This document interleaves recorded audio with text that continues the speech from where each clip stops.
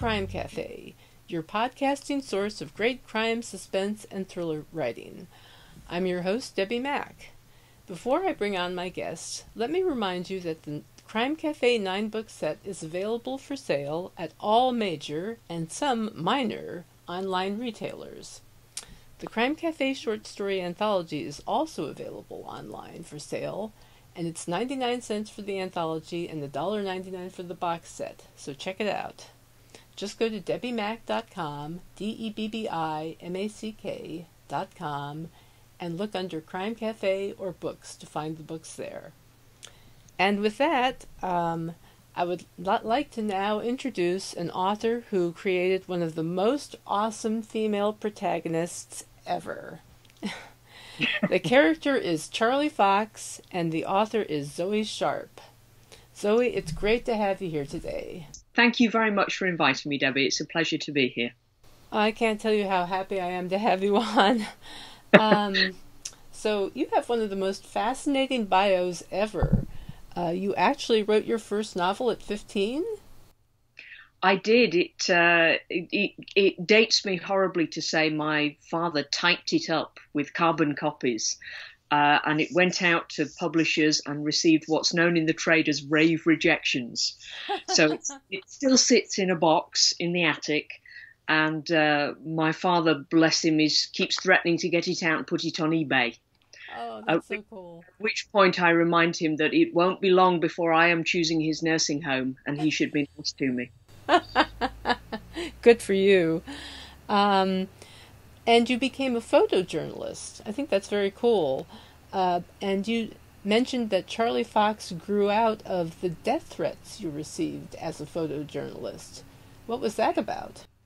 Yes, that was a weird set of circumstances. I was working in the motoring field. I was involved with a lot of auto magazines, and I was sent to see a collection of cars with a guy.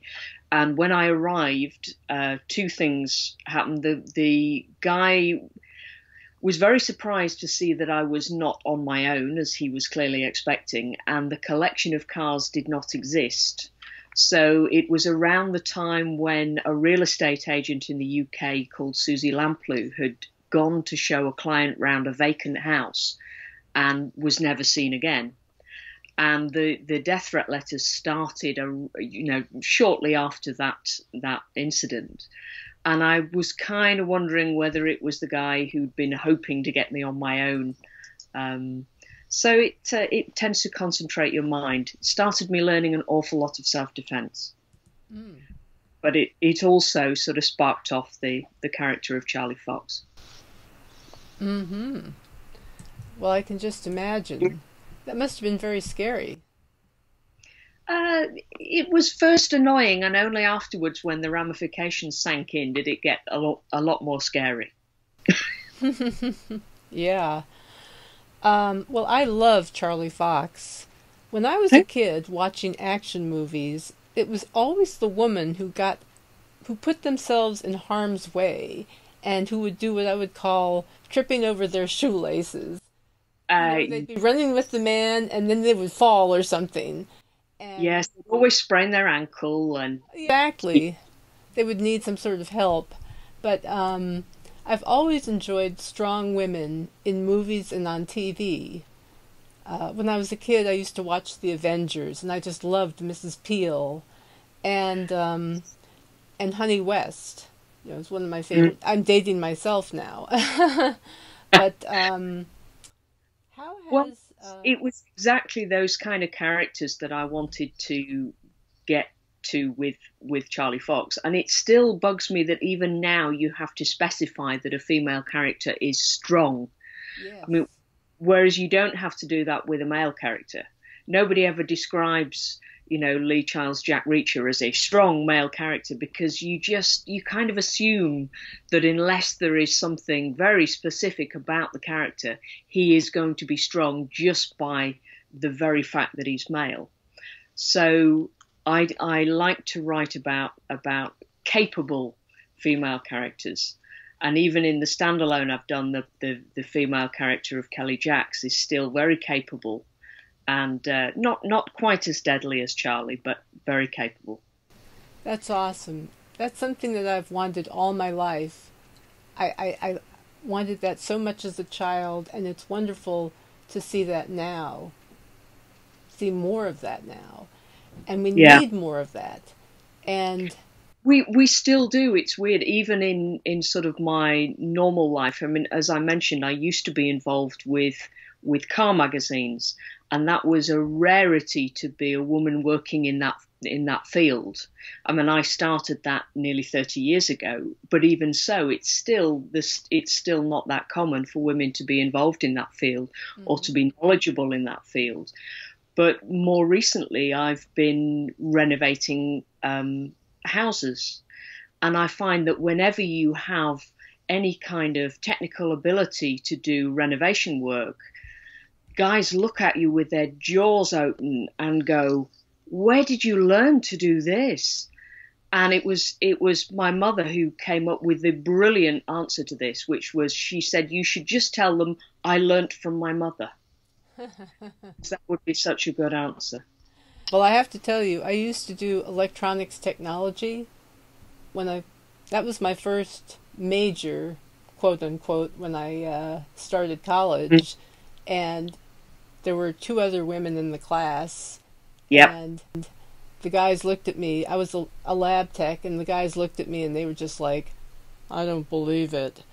And I ended up showing one of them up, which really kind of, at that point, they actually gained a little respect for me. But and my sister was also an auto mechanic. But that's a whole nother story. Let's talk about Charlie Fox. Okay, I've noticed that Charlie starts off really strong in that first book, which just grabbed me, and has grown and developed over the course of the series.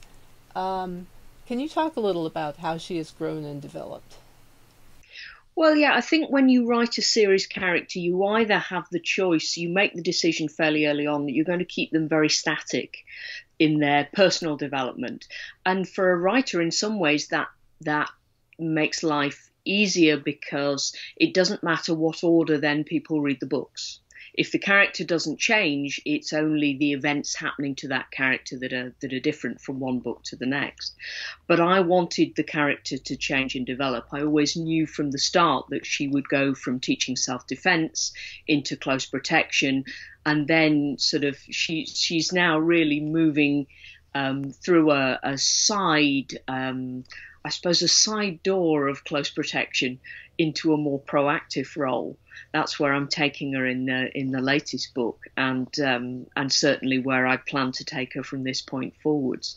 So I wanted the character to develop, and I wanted her to go on as much of a personal journey in each book, or sometimes that spanned several books, as I did to her actually having to deal with the events of each separate plot. And so I've always gave her right from the start. She discovered she had an ability to kill, which is a very difficult aspect for the character to come to terms with herself. And it's something, again, we've talked about the difference between male and female characters, but the guys are kind of expected to shoot the villains and go and have a beer in the bar at the end of the day. Women are treated differently if they are able to do that. They either become psychopaths or they become these somehow ice-cold assassins. I didn't want to do that. I wanted to keep her a very kind of human, slightly vulnerable person, but her abilities do give her kind of psychological hang-ups. But nevertheless, she recognises that, you cross her line in the sand, and she has the capability to stop you in your tracks. Mm-hmm. And I admire that about her and about your writing. Sean Meyer, an interesting character that you introduced in book 2, as I recall. Was this part of the plan to show Charlie's vulnerabilities without weakening her? And can you talk a little about their relationship? Well, they've had a slightly complicated relationship. I think that's the easiest way to say it. And it doesn't get any easier. Yes, I needed somebody to, as a bit of a foil for Charlie, somebody who initially in the early books she was very admiring of, she wanted to emulate, and gradually that relationship has almost changed over in that she has become the strong side of the partnership. And that in itself was very interesting because people do develop and they do change. Sean has changed quite a lot over the course of the series, and in the latest book, I'm not going to give away, but their relationship comes to something of a crisis point in the latest Ah, book. interesting. Yeah, I was just going to ask you about the latest book, and you said that she's more complicated than ever.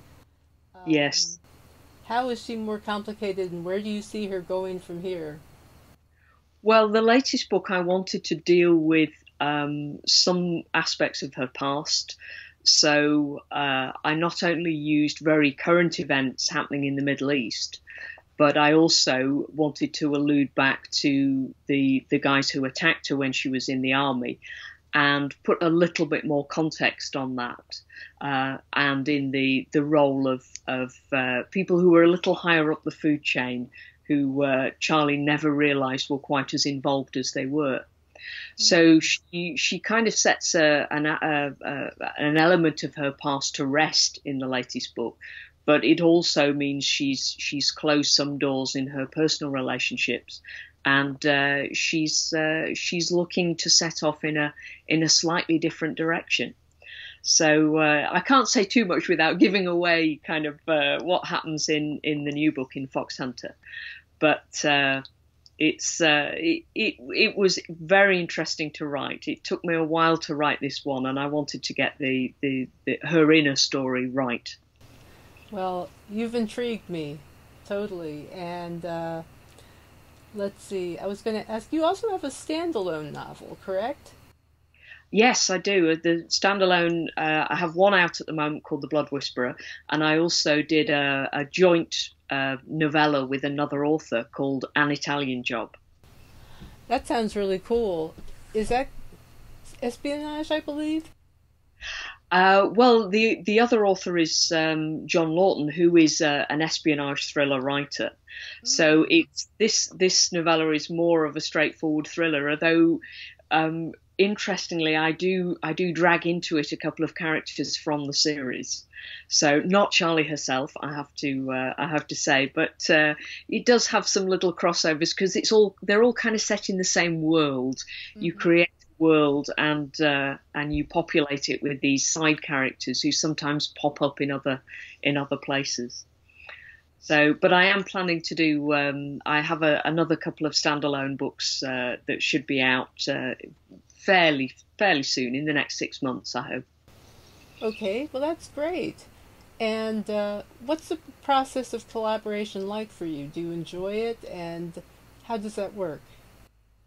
I do enjoy it because we had a very rough framework for the book, but inevitably, when you hand over okay, it's you like hand over a baton to the next author and say, okay, it's your turn to do the next scene. When it comes back to you, it isn't always as either you would have written it or where you were expecting it to go. And I like that. It presented quite a challenge, and also I'm a big fan of John Lawton's writing, and I feel it made me up my game a little bit on the writing front as well. Very cool. So let's see, what else can I ask? Oh, one of your, I guess it's the Charlie Fox series, has been optioned for television. Is that correct? There was We're talk of it. it's been optioned twice, the Charlie Fox series, and I think it's the option has just ended at the moment. So yeah, we're looking around again to see what television or film prospects there are for Charlie. Well, I would think they would be extremely good because strong female protagonists are in now. And I know that women in Hollywood are hunting for these roles. They can sink their teeth into these roles, and they would love, I think, a role such as Charlie Fox. Yes, it's quite sad in some ways that one of the iconic strong female characters in movies has to be Sigourney Weaver's Ripley character in the Alien series, and that was originally written for a man, and they cast Sigourney Weaver without changing the dialogue or without changing the script, as far as I'm aware. So it's a shame that they had to do that in order for a female character to be so memorable. I know. And another tendency I see is toward superhero type characters. The woman has to be some kind of superhero fighting machine as opposed to a human being. And that just, I get a little tired of that, but it's just great to have a character like Charlie Fox out there, and I surely hope that it gets made into a movie or a television show. Yeah. You have my so do I. Sincere best wishes there. And even in the latest book, there is one scene where she's confronted with this guy, and she gives him at least two options to avoid a physical altercation with him. So she will still do everything she can to avoid a fight. But once it gets that far, then she's going to make sure she's going to end the fight quickly. Well, very good. And if you could cast anybody as Charlie Fox, who would you pick? Oh, that's a question that keeps being asked. I find it easier to cast the other characters than I do Charlie. The last option was taken out by an actress called Kathleen Rose Perkins, who has been in one of the NCIS series, and she's also been in I'm trying to remember the episodes. I think it was another TV series she was in, and she would have been very, very good. I'm trying to think who else. I do like Gina Carano, who's been in some of the Fast and Furious films. She has the right kind of physical carriage for Charlie, I think. Mm-hmm. It's just whether she could do a Brit accent. Interesting. Okay, well, I think I'm going to wrap things up here while we still have sound. Great. And is there anything you'd like to say before we close out? Well, anybody who is interested in finding out more about Charlie, I have quite a bit of stuff on my website, which is zoesharp.com. And if they would like to sign up for my mailing list, they will get a free ebook. Awesome. Always a plus. Yep. So thank you so much for being here, Zoe. It's been wonderful talking to you. Thank you very much for inviting me. It's been a pleasure to talk to you, Debbie. Thank you. And thank you everyone for listening. Don't forget, the Crime Cafe 9-book set and anthology are on sale on my website. Check it out under Crime Cafe or books. And buy Zoe's books because they're awesome. And with that, I will simply say thanks for listening. Please subscribe to the podcast, and I'll talk to you again in 2 weeks.